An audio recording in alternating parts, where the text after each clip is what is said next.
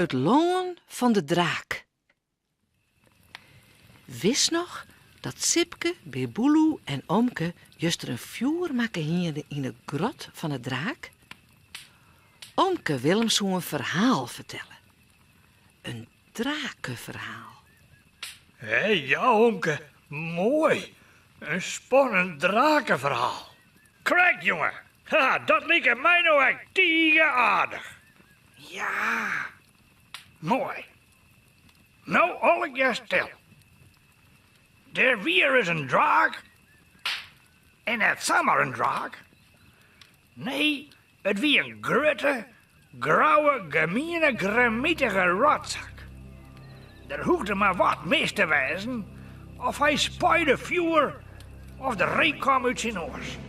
Zo leuk wie deze draak. Hij wen in een hoorle liek als deze. Heeg op een berg.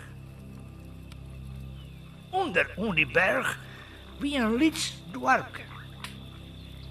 De meesten die daar wen, wie een tegen benauwd van die rottige draak. Zijn gebrul wie altijd een jaar. En een keer in het hier wie de draak zo leuk.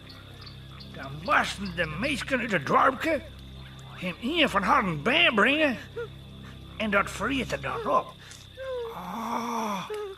Oh. Beerboeloe en Sipke worden er nou kjel van verzeld. Oh, vreselijk, Omke. Oh, bah, wat een griezelverhaal. Stil. Het is nog net uit. Je kan je voorstellen dat de meesten er wel gauw flauw van winnen. Ja, waar wil zijn been ook kwijt oorzaam Münster? Dat, er waren verschillende heren ridders op de draak afgestuurd. Spietig nou, zonder een soort succes. Help! Help! Help! roept de ridder. Op een dag wie het ware Safir. Een lietsvamke was de berg op, naar de draak daar. Hij de men wie de tegen mij oorverzeld. Maar het wie net hoort. En het lietse famke roemde de berg op. Zonder krek te weten wat ze er aan doen was. Ze wie eens net in je heel bang. Het wie een heel flink vanke. Maar heel bij de berg ging ze even zitten op een steen.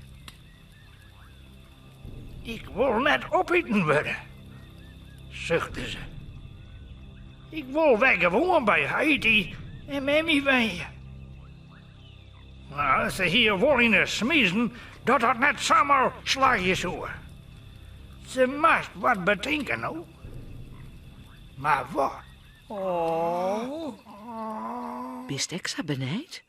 Hoe het verhaal verder gaat? Ja. Moon, maar wesjen.